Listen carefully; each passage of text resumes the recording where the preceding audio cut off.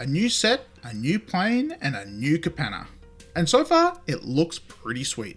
There's been some interesting 3-colour commanders from Capanna, but it wasn't until almost the last day of spoilers that I finally saw something I really liked, and that was Giada, Font of Hope. I have attempted several times to try and build an Angel commander deck, but the same roadblocks have always gotten in the way.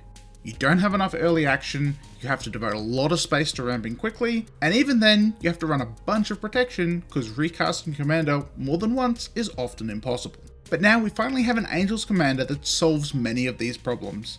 Giada, Font of Hope is a 2/2 Angel for 1 and a white, with flying and vigilance. She then also puts counters on other Angels when they enter the battlefield equal to the number of Angels you control. And if that's not enough, she can then also tap for white mana that can only be spent to cast Angel spells. This has got to be one of the most pushed 2-drops I've seen in a very long time, and nearly all synergizes with an Angel tribal deck. The Vigilance works with the tapping ability, allowing you to attack first and then tap her in the second main to cast an Angel, and the counters abilities gives you upside for running low cost Angels, as they can help pump up other Angels later on. Notably, her ability doesn't pump herself up, and only pumps new Angels that enter the battlefield, so it's not like a Cathar's Crusade effect or anything, but still, all that on a 2/2 for 2 is pretty nice. But Angel Tribal is well known for being an expensive tribe to actually build, and sadly some of the best Angels in the format are locked away behind some absurd prices. But I think Giada can help make up for that, so today I'm going to show off this roughly $80 build and hopefully show you how Angels can be built on a budget. I will preface this by saying roughly, since as of writing this, Giada and Sanctuary Warden don't actually have prices yet, so I'm just leaving some extra space in the budget with my best estimate. It might be under, it might be over, but hopefully not by too much. So with that out of the way, let's get into our topics. There are a lot of Angels in this deck, and the utility is spread across all my normal categories.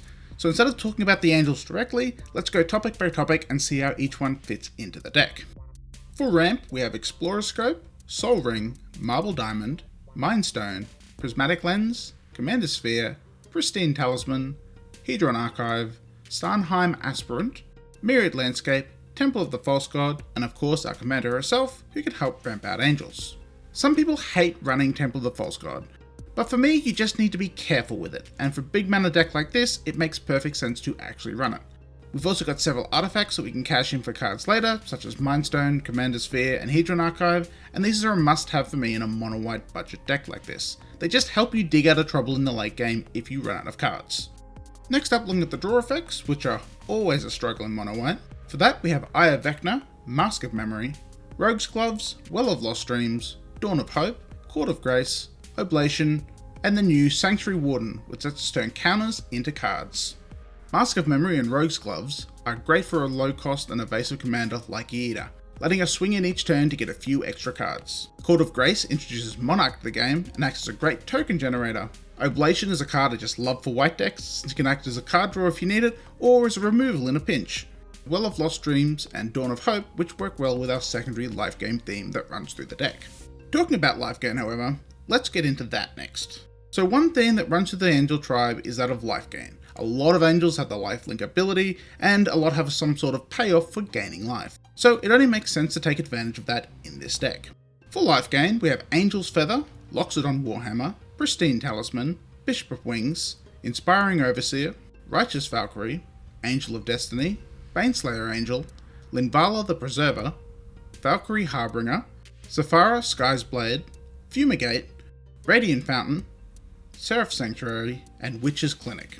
As you can see, we have a lot of ways to gain life in this deck, and that's good because it's something white as a colour is quite good at, and by leaning into the ability, we can help keep our deck running. Most of the payoffs for this life game, outside the few draw effects we mentioned before, have to do with making Angel tokens. So let's talk about the token generators next. For that, we have the Book of Exalted Deeds, Valkyrie Harbinger, Angelic Accord, Court of Grace, Seraphic Greatsword, and Finale of Glory. Since Giada triggers on any Angel that enters the battlefield, including tokens, this can give us a way to consistently make bigger and bigger threats while gaining our life. Finale of Glory in particular will be a powerhouse of a card if Giada is out, since they would each see each other entering and end up as a massive game-entering flock of Angels. Moving along, let's look at our removal package next, which I've added a bit of thematic flavour in for this deck. We have Swords to Plowshares, Angelic Ascension, Generous Gift, Oblation and Angelic Purge for our targeted removal, along with Cleansing Nova, Fumigate, Descend Upon the Sinful, Hour of Revelation, and Sunblast Angel for our board wipes. Nothing too crazy here, though I completely understand if you want to swap out things like Angelic Purge or Descend Upon the Sinful for other equivalent effects.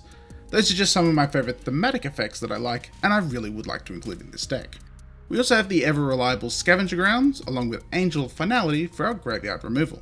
Our deck doesn't really abuse the graveyard that much, and since we can have an actual angel that does graveyard removal, we don't need something like a Soul Guide Lantern in this deck.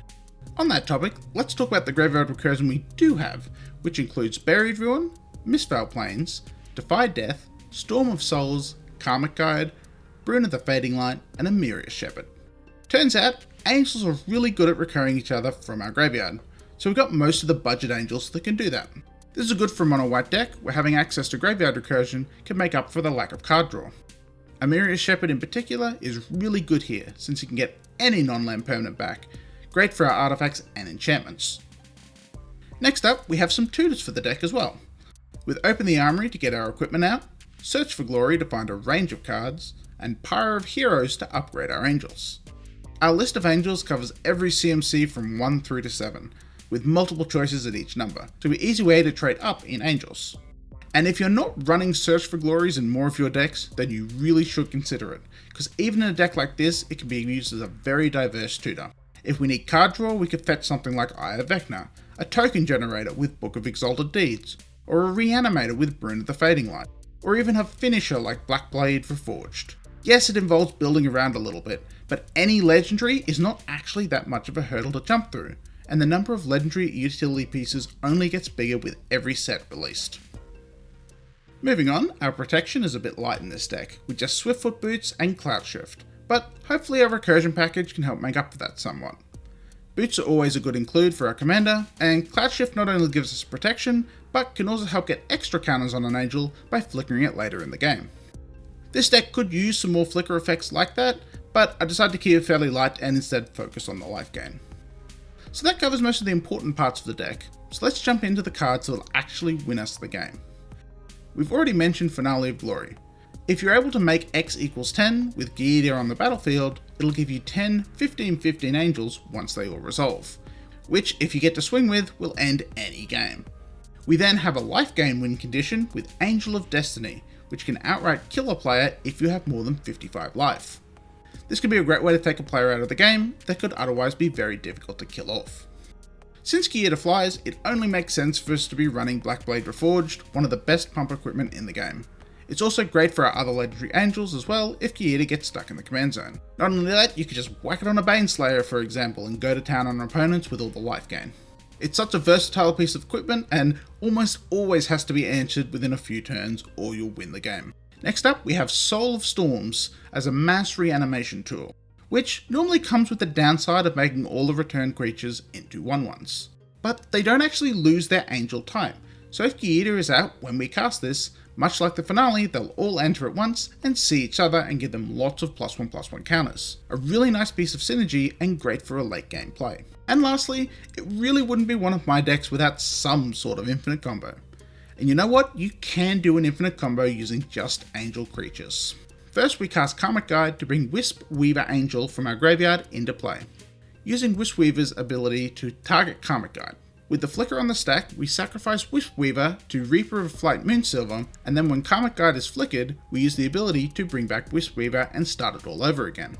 This obviously produces an infinitely large Reaper, but if we also have something like Youthful Valkyrie out, she'll also get infinitely big. Or with Righteous Valkyrie, we can gain infinite life. Not the most crazy of combos, but if all 4 pieces are in the graveyard together, they can all be brought back with Storm of Souls in a way that works for this combo.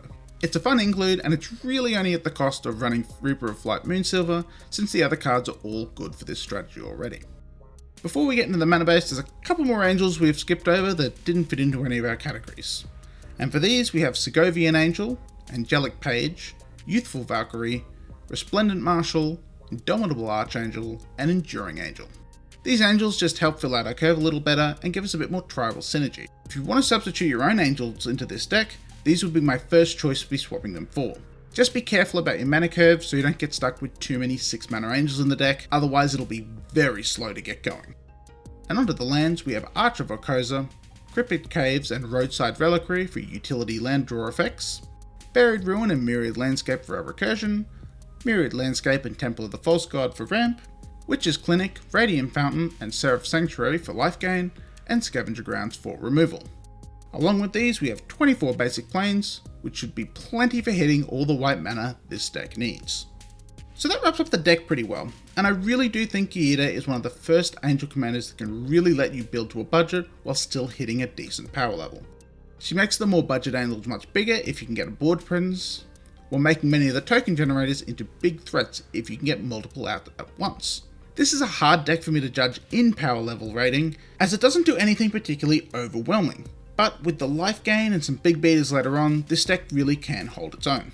It certainly can't handle being focused down by the table, since you are lacking the card draw other colours have, but if you can keep a moderate board presence and use all your wipes intelligently, there's no reason you couldn't run this at around a 6 to 7 power level. The biggest problem with the deck is that it lacks explosive ramp and card draw, which is really only available in more expensive cards in mono white. And on that, I really want to run through how to upgrade this budget build into something much more powerful. First off, for upgrading, we'd look at running the trifecta of ramp equipment: Dowsing Dagger, Sword of the Animist, and Sword of Hearth and Home, and alongside these, additional equipment tutors to help find these pieces. I've really found leaning into white strength of equipment is an important way of keeping pace with other colours. The fact we have an evasive 2-mana commander means this type of ramp is really powerful, as we'll always have our commander out early to use it. Next, we should add some stacks into this deck to slow our opponents down. Not hard stacks, just some soft effects like Authority of the Consuls and Blind Obedience. Just enough to slow them down a bit so they can't overrun us before we're ready. These also help our life gain theme and can generate us value that way. Of course, swapping out our angels for the real powerhouses of the tribe would increase the deck's power. Avacyn, Linvala, Gazella, Lyra, Archangel Athune, and Resplendent Angel would all be amazing in the deck with these themes. But they come with a pretty hefty price tag, and it's what gives the tribe such a reputation for being expensive. But these angels are powerful for a reason, and they absolutely dominate in an angel tribal deck. To improve the card draw in the deck, I would highly recommend running Tome of Legends for a low cost commander like Giada, along with Endless Atlas, since we can easily get 3 planes out. For equipment, there's also Sword of Fire and Ice, which is basically just like a better Rogue's Gloves. There's obviously a bunch of white staples that immediately go into a deck like this, such as Smothering Tide, Path of Exile, Land Tax, that sort of thing. But that's more mono white deck building in general at that point. So I think I've said enough in relation to Giada and how you would upgrade her into a more powerful Angels deck. So that's my take on Giada, our newest and perhaps best new Angel commander. Let me know if you tried her out and any cool tech I might have missed in this video. I'd be really interested in finding out how this deck could be improved even further. But anyway, thanks for watching and I'll see you next time.